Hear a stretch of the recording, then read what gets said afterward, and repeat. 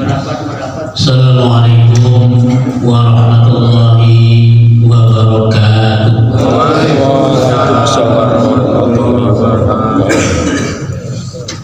Bismillah, alhamdulillah, wa syukru ala ni'amillah, la hawla wa la quwwata illa billah,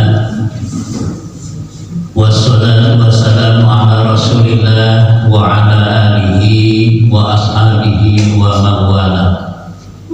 Asyhadu an la ilaha illallah wahdahu la syarikalah wa asyhadu Bapak Ketua RW 13, ada Pak RW? Nah, beserta jajarannya, Bapak-bapak para Ketua RT dari RT 01 sampai dengan RT 07 dan MPS. Bapak-bapak, ibu-ibu, juga adik-adik remaja, hadirin wal hadirat, ikhwatul iman yang dirahmati Allah, yang sama-sama mengharapkan ridho serta maghfirah Allah Subhanahu wa Ta'ala. Alhamdulillah, kita masih diberikan umur, diberikan waktu, diberikan kesehatan oleh Allah Subhanahu wa Ta'ala untuk selalu bertaqarrub, mendekatkan diri kepada Allah melalui berbagai macam aktivitas ibadah. Khususnya kita telah melaksanakan ibadah sholat subuh berjamaah, dilanjutkan tadarus Al-Quran. Mudah-mudahan menjadi amalan sholihah, dan mudah-mudahan Allah Subhanahu wa Ta'ala senantiasa melindungi kita semua, kita sehat dan berkah selamanya. Amin. Sholawat dan salam semoga senantiasa tercurah dan terlimpahkan kepada junjungan kita Nabi besar Muhammad sallallahu alaihi wasallam, keluarganya, sahabat-sahabatnya, dan seluruh pengikutnya minal masyriq ilal maghrib, yang selalu patuh dan taat kepada ajarannya. Mudah-mudahan termasuk kita di dalam. Amin ya Allah. Hadirin wal hadirat ikhwatul iman yang dirahmati Allah Subhanahu wa Ta'ala, tidak terasa waktunya kita berada di pertengahan bulan Dzulqa'dah. Sebentar lagi kita memasuki bulan Dzulhijjah. Sudah tahu Dzulhijjah itu apa?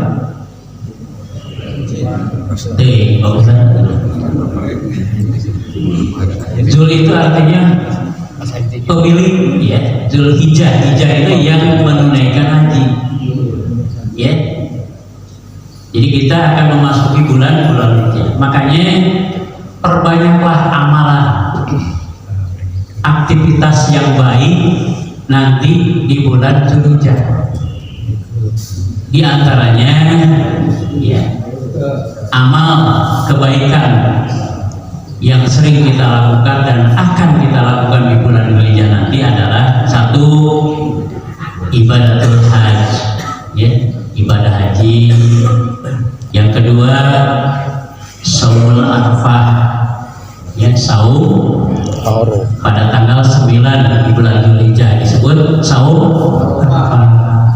Kemudian yang ketiga, sholat Idul Adha. Yang keempat, ibadatul kurban, ibadah kurban. Dan yang kelima, perbanyak takbir, ya, zikrullah. Nah, Bapak Ibu, hadirin wal hadirat iman yang dirahmati Allah Subhanahu wa Ta'ala, yang pertama ibadah haji, ya. Bapak Ibu bertanya ini, aduh Pak Ustadz, kalau berbicara masalah haji ada berat gitu ya.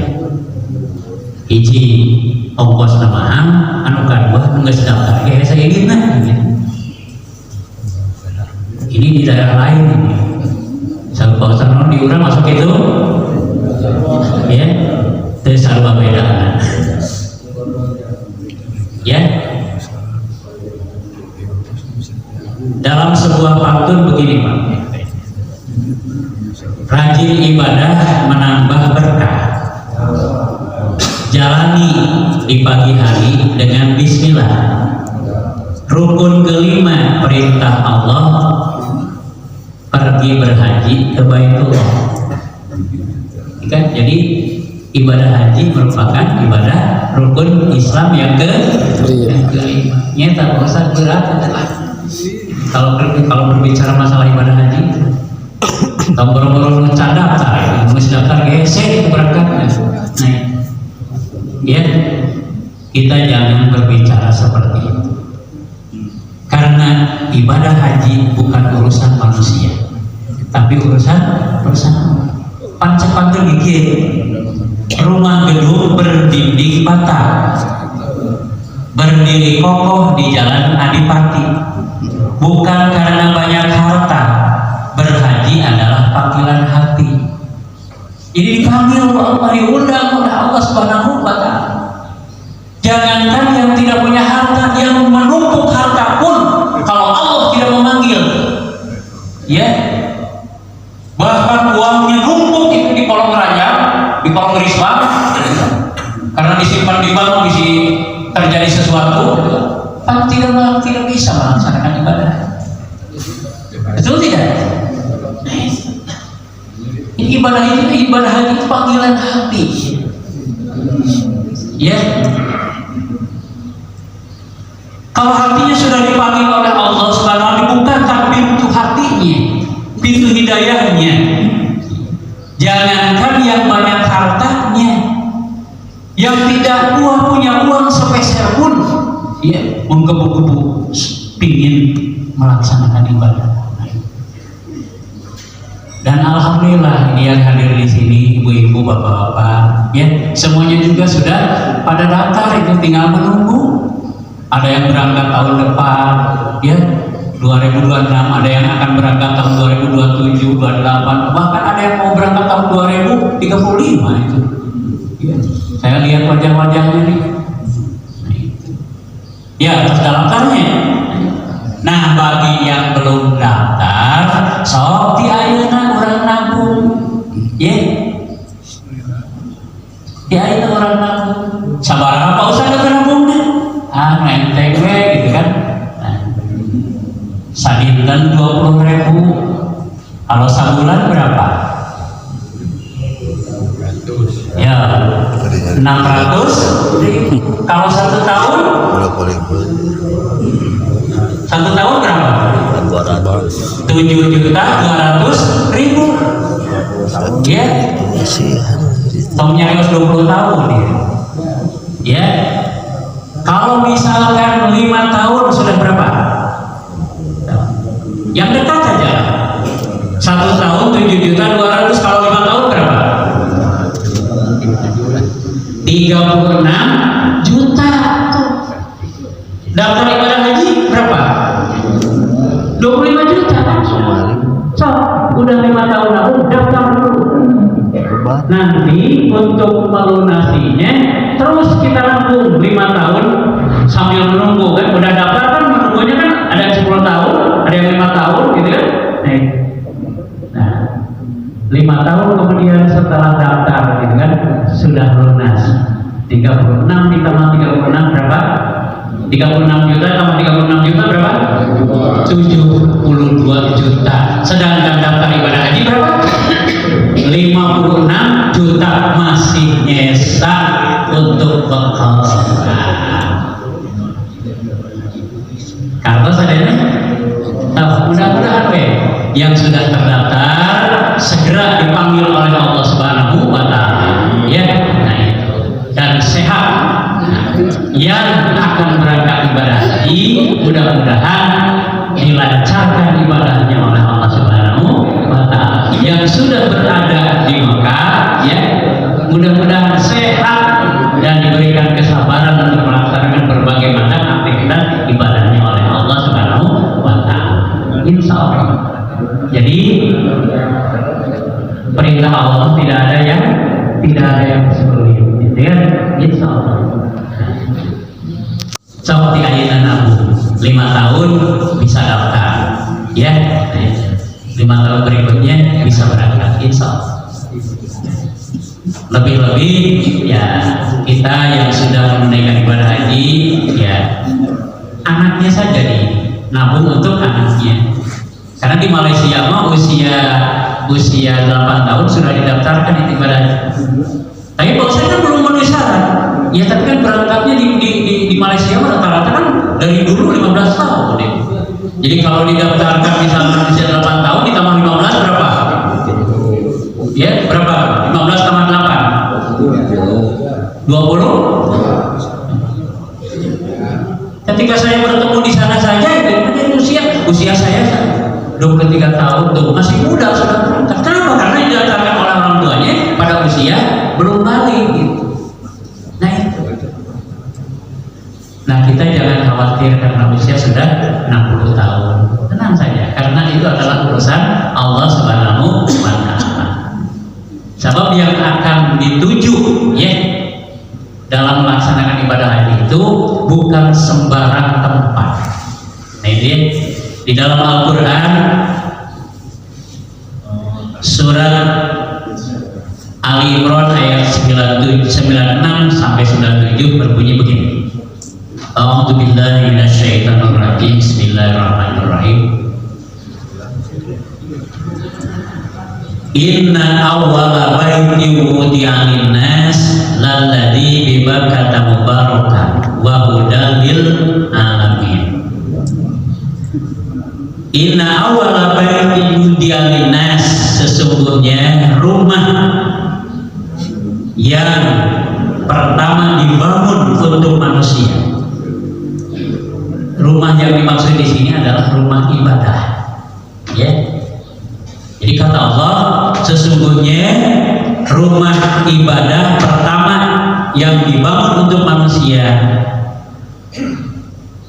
lalladzi bi Bakkata mubarakan, ialah Baitullah yang di Bakkah atau Mekah. Kalau bahasa Al-Quran itu Bakkah. Orang kan sudah terkenalnya Mekah. Karena Bakkah itu berasal dari kata Bakkah yang diubahkan artinya berdesak-desakan, ya, padat. Nah, berdesak-desakan itu dalam pengertian secara lahiriah, ya, secara lahiriah berarti lihat aja itu. Jangankan sedang menunaikan ibadah haji, sedang umroh saja dia lihat. Sedang tawa berdesak-desakan, itu kan, sedang sa'i berdesak-desakan. Apalagi dalam kondisi menunaikan ibadah. Sedangkan secara batinnya berdesak-desakan itu adalah hati kita. So, mereka ibadah haji itu ya berdesak-desakan antara kabungan jeung kaseni, gitu kan? Merasa sedih, merasa terharu, gitu, merasa bahagia karena diundang oleh Allah Subhanahu wa Ta'ala. Merasa terharu, merasa sedih, gitu, karena keluarga yang ditinggalkan itu bukan 1 hari 2 hari, subhanallah. Terus gini, mata anu pada ibadah haji mah, gitu kan, soknya kakak seri atau tapi nangis, kakak seri atau nangis, nangis, bahkan ditangisi oleh keluarga. Jangankan yang dekat, keluarga yang jauh juga ikut, subhanallah. Ini ya ketinggian dan kemuliaan ibadah.